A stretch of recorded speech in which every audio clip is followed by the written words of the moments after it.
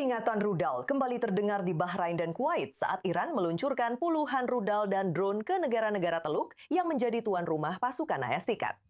Yordania mengatakan telah mencegat 3 rudal Iran, sementara Teheran mengklaim menargetkan lokasi militer Amerika di ketiga negara tersebut. Qatar mengutuk serangan-serangan tersebut sebagai pelanggaran terhadap kedaulatan mereka. Untuk informasi lebih lanjut, kami sekarang bersama Ahmad Kouzai, seorang konsultan politik dari Kouzai Associates yang bergabung bersama kami dari Bahrain. Ahmad, senang sekali Anda bisa bersama kami di i24 News English hari ini. Pesan dari Iran tetap sama, rezim tersebut bersikeras bahwa mereka menargetkan pangkalan-pangkalan Amerika Serikat, bukan negara-negara Teluk. Namun ketika mereka berulang kali menembakkan rudal ke Bahrain, ke Kuwait, apakah perbedaan itu diterima oleh pemerintah atau masyarakat di tempat Anda berada? Sama sekali tidak, terutama karena pernyataan mereka tidak sesuai dengan tindakan mereka. Pernyataan mereka selalu dan terus-menerus mengklaim bahwa mereka menyerang dan menargetkan pangkalan Amerika, kepentingan Amerika, dan sebagainya. Namun yang kita lihat dalam kenyataan, terutama video-video yang Anda tampilkan selama 1 menit terakhir, hanya menunjukkan lokasi-lokasi sipil yang telah diserang. Kemarin misalnya, maksud saya, drone itu mendarat di sebuah gudang di Kuwait. Itu adalah lokasi sipil. Itu sudah dikenal oleh warga lokal di sekitar Teluk. Namun mereka mengklaim, itulah video yang saya maksud. Mereka mengklaim itu sebagai lokasi kepentingan Amerika. Yang terjadi sekarang, mereka sedang meningkatkan ketegangan, dan itu memang selalu terjadi ketika Amerika Serikat atau bahkan ketika Israel terlibat dalam menyerang Iran. Begitu eskalasi terjadi, pada malam harinya, kita melihat serangan balasan dari pihak Iran dan situasinya semakin memanas. Jadi dengan apapun yang terjadi hari ini di Iran, kami memperkirakan malam ini tidak akan menjadi malam yang mudah bagi kami. Ngomong-ngomong soal eskalasi itu, ada laporan bahwa Iran menggunakan hulu ledak munisi Tandan dalam salah satu serangan terbarunya ke Bahrain. Itu akan menjadi pertama kalinya serangan seperti ini terjadi di Bahrain, jika benar. Sekarang, jika itu terbukti, apakah itu akan menandai eskalasi signifikan dalam serangan Teheran terhadap negara-negara Teluk? Apakah Bahrain akan melakukan semacam pembalasan? Seperti yang Anda katakan, jika video atau rekaman itu dipastikan asli, maka ya, itu adalah eskalasi besar. Ini mengarah pada pendekatan yang lebih agresif lagi oleh pihak Iran. Saat kita berbicara sekarang, kerusakan yang dilakukan oleh pihak Iran dalam putaran ini dibandingkan dengan putaran-putaran sebelumnya selama perang jauh lebih sedikit. Namun pada saat yang sama, seperti yang Anda sebutkan, para pemimpin Teluk saat ini terus-menerus bertemu untuk memahami kerusakan yang terjadi, sekaligus menyusun rencana kemana langkah selanjutnya akan diambil.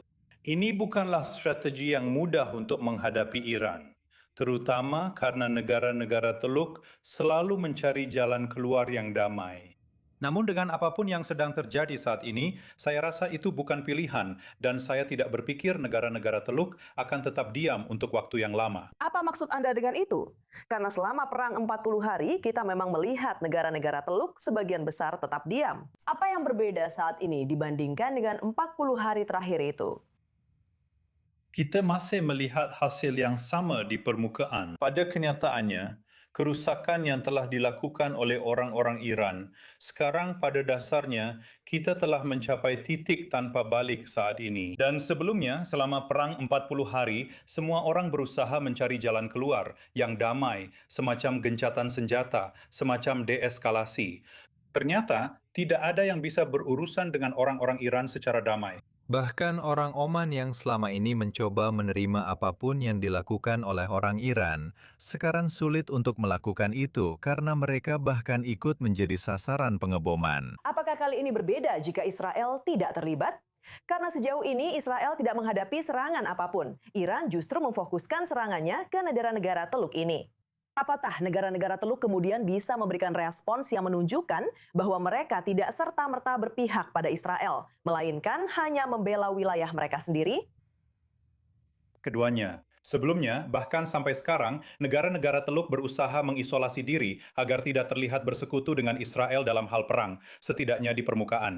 Namun kali ini, bagi negara-negara Teluk, tidak akan menjadi masalah apakah Israel terlibat atau tidak, meskipun mereka lebih memilih tidak karena bagaimana sikap Israel. Namun, saya rasa ini bukan faktor utamanya. Karena ekonomi negara-negara Teluk yang paling menderita, saya pikir beberapa minggu ke depan akan menunjukkan arah yang berbeda dari negara-negara Teluk. Anda menyebutkan ekonomi Teluk. Presiden Trump telah menarik kembali klaimnya bahwa Amerika Serikat akan mengenakan biaya penggantian sebesar 20% untuk pelayaran aman bagi kapal-kapal yang melintasi Selat Hormuz. Dia mengatakan sebagai gantinya, negara-negara Teluk akan berinvestasi di Amerika Serikat. Apakah Anda memiliki indikasi tentang apa saja yang mungkin termasuk dalam kesepakatan investasi tersebut? Saya tidak yakin, tapi negara-negara Teluk sudah lama berinvestasi di Amerika Serikat. Ini bukanlah sesuatu yang baru, meskipun mungkin digambarkan seperti itu. Dan mengenai tarif yang coba dia terapkan, menurut hukum internasional dan UNCLOS tahun 1982, hal itu adalah ilegal. Baik Amerika Serikat, Oman, maupun Iran secara hukum tidak dapat menutup selat tersebut. Mereka tidak bisa memberlakukan tarif atau biaya transit apapun. Ahmed Kozai bergabung bersama kami dari Bahrain. Senang sekali Anda bisa bergabung dengan kami di i24 News English. Terima kasih banyak. Terima kasih.